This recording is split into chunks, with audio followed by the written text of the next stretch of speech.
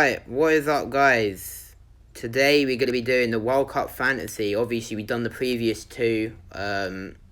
We've done, obviously, the Champions League, the Premier League. I thought, why not do the Fantasy for the World Cup, since there's obviously an upcoming tournament in like 2 weeks. And we're going to get into each position. I'll tell you why I picked those positions. And it probably will be a very controversial video, because I probably have missed out loads of your favourite players. And for that, I apologise. But I'm basing off who I think will actually perform in the World Cup, and also how it would work in fantasy. So most of your players you love won't be in this video. Nah, I'm joking. Some you would. But starting off with the goalkeepers. We'll start now. How it works in fantasy: you have one really good goalie and one meh goalie. And for my really good goalie, we're gonna have Emiliano Martinez. Now, why do I pick him? I've seen him play. He's a very good goalie, and when I did go and see him play against Italy, the Euro winners, he did not concede a single goal, and they won that cup. So, yeah, fair play. Also, he obviously plays for Argentina, who is like the favourites to win the World Cup. So yeah, I do have faith he would not concede a goal. So moving on to the next goalie, it is obviously from a different nation, and for this nation we'll put the Inter Milan. I don't know why I'm putting him in. It's given me trauma back to when we got grouped because of this man, but it's Andre Onana. He's a very sick goalie and very underrated. He plays for Ghana. Obviously, they're not the strongest team at the moment. They maybe could do an upset. You never know. But I'm going to put him in because obviously that's how it works. Now, how it works, I put two dead defenders and then one really good one. So I just have to do that. And then put 1 and 2. No, I'm not going to cover why I'm not going to talk about these defenders because they're not really defenders to talk about. So we'll put you two in. Who cares? Anyway, I picked 3 defenders. My 3 defenders I'm going to pick. Starting off with Christian Romero, another defender I did go and see play for. Another player I did go and see when I went to see Argentina play against Italy, and he was also one of the best Argentina defenders on the pitch. So I'm going to put him in for that reason. Next up, World Cup winners of last year, France. I'm going to put Jules Koundé as well, because he's obviously very sick for Barca this season. And obviously, since Varane's not going to the World Cup, you would need someone to link up with Kimpembe, and I'd see probably him being in that spot.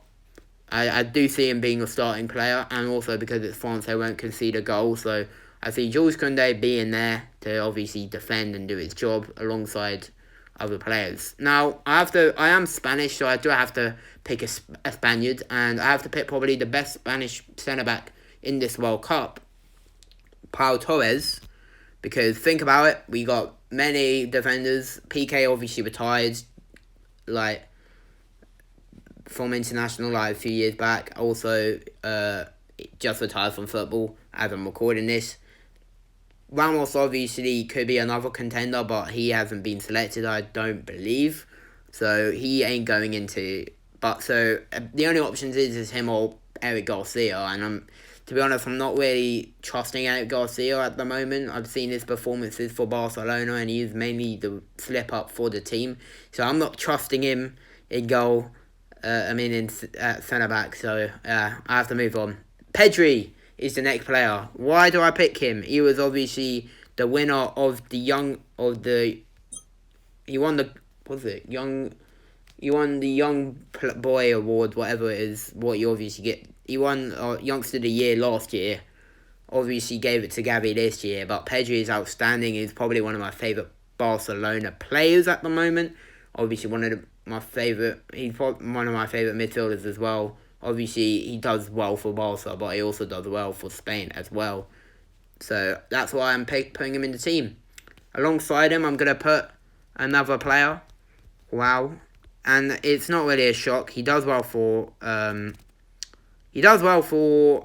Real Madrid, and he does do well for Brazil. Obviously, him and Neymar link up will be brutal. It's none other than Vinicius Junior. Why do I pick him? Because He's got mad potential to be really good when he's obviously older, and he's got a good future. But also, he could obviously do well for Brazil, as he could, you never know. And to link him up in the midfield, I'm going to put another midfielder by the name of... We're going to go with another one. This is probably the first controversial pick in the whole video, and that's Ismaila Sarr. Now, why did I pick him? First of all, Mane's injured, so he could be shining well for Senegal. He is a very quick attacker. I've seen what he's done for Watford, and it's been amazing. So I feel like he could do something mad in the World Cup. Now, another player, and now this might be also really stupid, is Gareth Bale. Gareth Bale. Why did I pick him? Out of all midfielders in the world to pick, I pick one that does well. Remember, he won in a tournament. He scored late in a tournament for LAFC to win. He's a good player still, considering his age. He's good, and obviously I think it's either between Wales and I think it's between Wales and USA, and I feel like Wales is more likely to have a chance. But so I'm gonna put Gareth Bale as well, just for the memes. And now the final one, because this is no joke. We have the GOAT, Lionel Messi, the captain of Argentina, and I'm actually lucky to see this player play, and he is by far the best player I've seen on the pitch. Obviously, it was against Argentina. On the same pitch, I saw Romero and Martinez play, and he was sick. So I give him that. Now, this next one...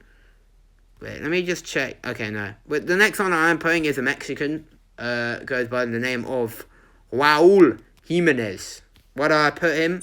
Obviously, he is very good. He's Wolves' top striker. Mexico's top striker, and he can do well in the World Cup also because he's cheap in this game. So that's why I picked him.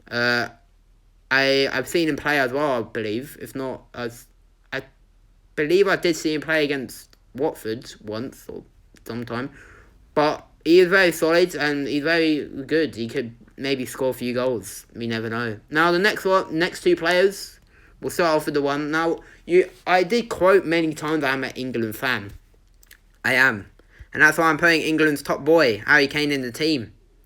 Reason why I put him, mainly because he is a baller. He's good for Spurs. And he will do good for England. He's England's top striker. He never really messes up. He always does well in big games. Point of view, proof. If you want proof, check the England-Denmark game. He was the reason we got to the final, the first final in years.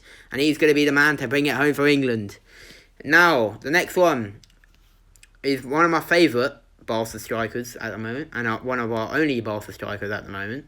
Robert Lewandowski. Why do I like him so much? Well, I'll tell you why. He joined at Bayern. I don't really care about that much. He joined Barca, and he's currently our top goal scorer.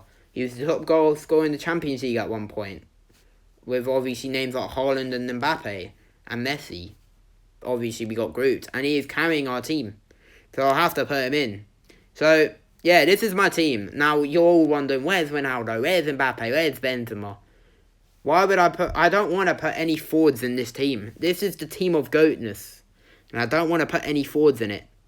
So, if you guys aren't already, leave a like and subscribe. This is my fantasy team for the World Cup. Obviously, I know I'm going to get hate for this, so bam, bam, bam.